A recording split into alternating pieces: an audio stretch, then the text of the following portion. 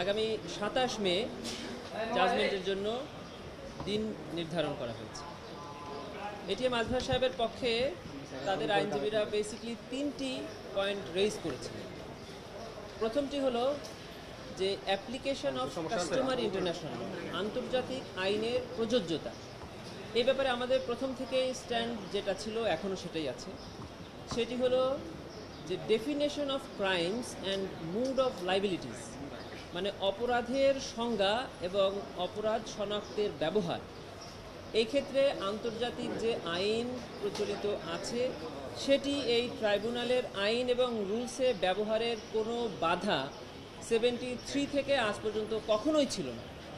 তবে 2024-এর অ্যামেন্ডমেন্টের পরে wide spread and systematic শব্দটি যোগ করে দিয়ে এটিকে আরও সুষ্ঠু আন্তর্জাতিক আইনের ব্যবহার এই ট্রাইব্যুনালের আইনের ক্ষেত্রে যে আর্গুমেন্ট এটিএম আজহার সাহেবের পক্ষের আইনজীবীরা করেছেন, আমরা সেক্ষেত্রে কোনো দ্বিমত পোষণ করিনি। তবে আমরা বলেছি যে প্রসিডিউর এবং এভিডেন্স সেক্ষেত্রে আন্তর্জাতিক আইনের যে সকল রুলস আছে সেটা অ্যাপ্লিকেবল হবে না। আমাদের ট্রাইব্যুনালের যে অ্যাক্ট এবং রুলস আছে সেটি অ্যাপ্লিকেবল হবে, শুধু সংজ্ঞার ক্ষেত্রে এবং মোডস অফ লাইবিলিটির ক্ষেত্রে অ্যাপ্লিকেবল হবে।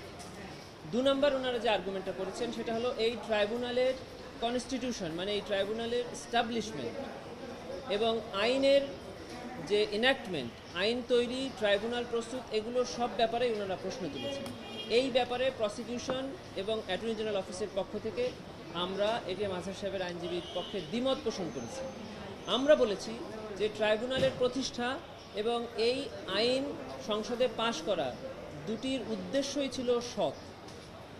অন্যায় এবং মানবতা বিরোধী অপরাধ যেটি 1971 সালে সংঘটিত হয়েছে এবং পরবর্তীতে বাংলাদেশের যখন যেখানে সংঘটিত হবে বা 2024-এ যেটা সংঘটিত হয়েছে, এটি বিচার করার ক্ষেত্রে এই আইন এবং এই ট্রাইব্যুনালের প্রতিষ্ঠা ছিল সৎ উদ্দেশ্যে।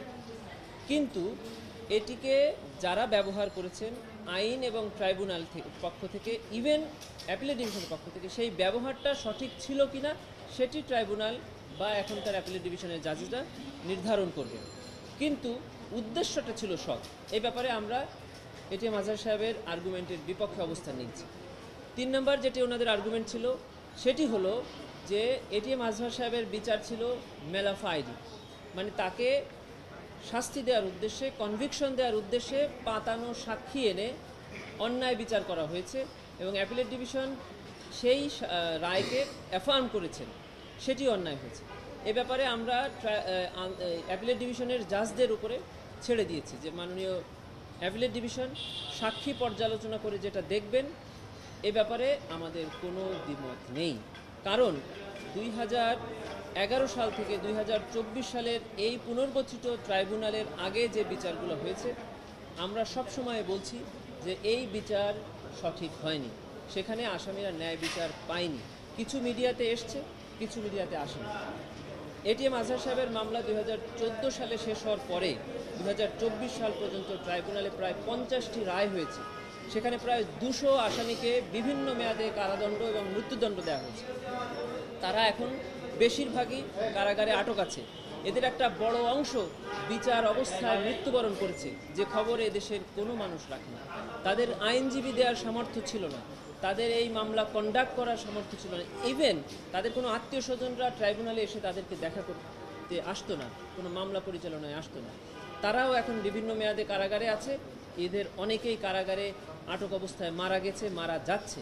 আমি অ্যাপিলেট ডিভিশনে বলেছি যে এই যে অবিচারটা হয়েছে লাস্ট 15 ইয়ার্স, এই অবিচারের কারণে যারা কারাগারে আছে, দ্রুত এই আপিলগুলো ওনারা যদি শুনে ন্যায় বিচার প্রদান করেন তাহলে পরিপূর্ণ ন্যায় বিচার প্রতিষ্ঠা হবে।